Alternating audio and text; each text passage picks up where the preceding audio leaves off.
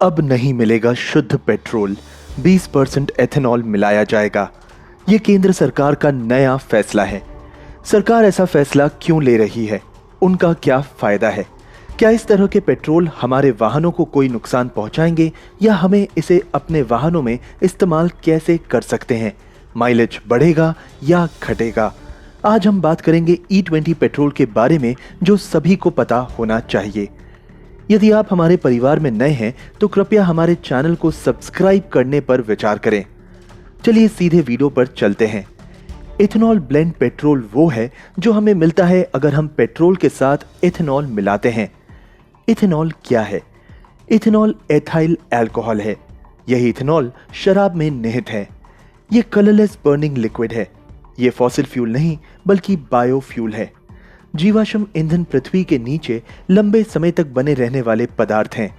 इसके उपयोग से ये समाप्त हो जाएगा और ये युगों के बाद ही फिर से बनेगा। लेकिन दूसरी ओर जैव ईंधन नवीकरणीय है और जरूरत पड़ने पर इसे बनाया जा सकता है। अगर हम मकई, गन्ना या गेहूं को किण्वन नामक प्रक्रिया के माध्यम से लेते हैं तो हमें इथेनॉल मिलेगा। सरल शब्दों में इथेनॉल आसवन द्वारा बनाया जा सकता है। सरकार ने 2070 तक शुद्ध कार्बन उत्सर्जन को 0 तक कम करने के उद्देश्य से एक योजना को क्रियान्वित किया। इसके एक हिस्से के रूप में जिस पेट्रोल का हम सब अभी उपयोग कर रहे हैं वो E10 पेट्रोल है। ये शुद्ध पेट्रोल नहीं है। इसमें 10% एथेनॉल होता है। 2008 से भारत में लॉन्च किए गए वाहन E10 पेट्रोल के अनुकूल हैं। यदि हम 2022 आपूर्ति वर्ष को ध्यान में रखते हैं, E10 पेट्रोल बनाने के लिए पेट्रोल में 440 करोड़ रुपए लीटर एथेनॉल मिलाया गया। E10 पेट्रोल में 10% एथेनॉल और 90% पेट्रोल होता है और 2023 में ये आंकड़ा ऊपर जा रहा है। सरकार की योजना 2023 आपूर्ति वर्ष के अंत तक इस संख्या को बढ़ाकर 540 करोड़ लीटर करने की है। इसका मतलब है कि इतनी बड़ी मात्रा में इथेनॉल का उपयोग करने के लिए हम इथेनॉल के लिए पेट्रोल की जगह ले रहे हैं।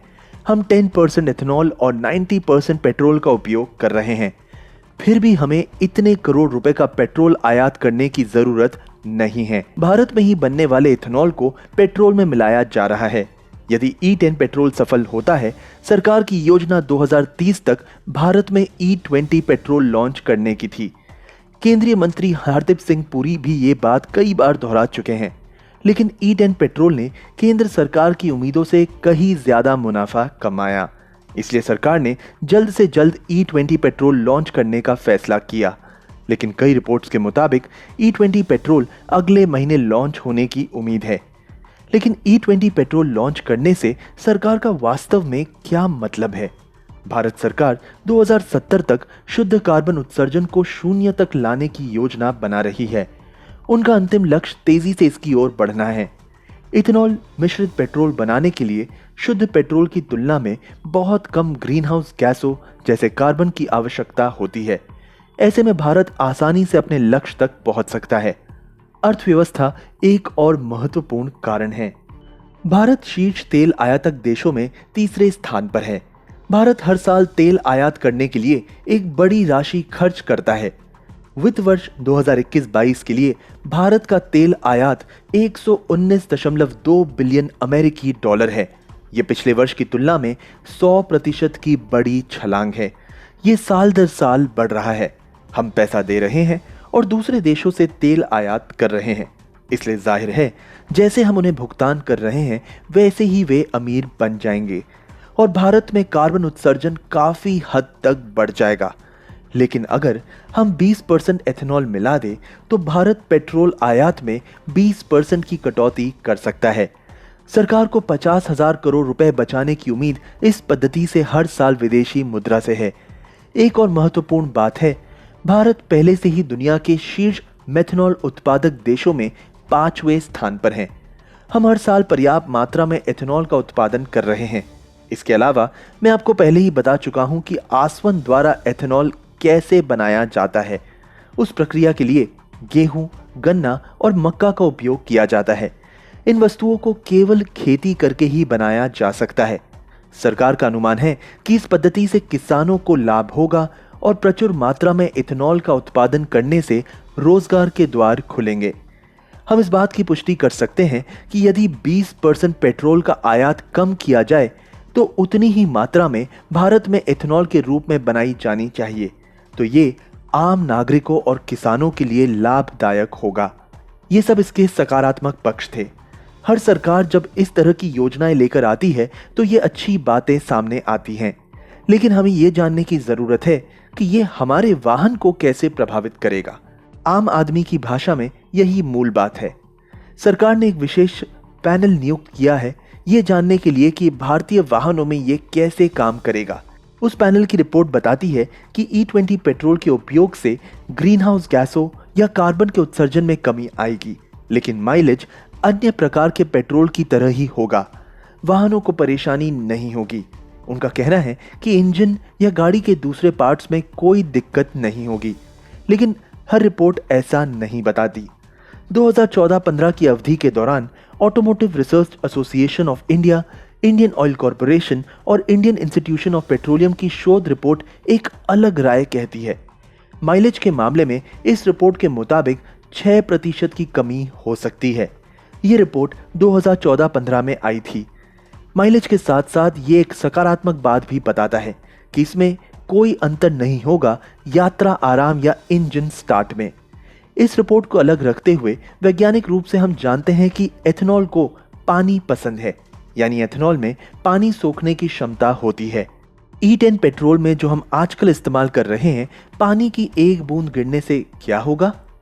हम उस पेट्रोल का उपयोग नहीं कर पाएंगे।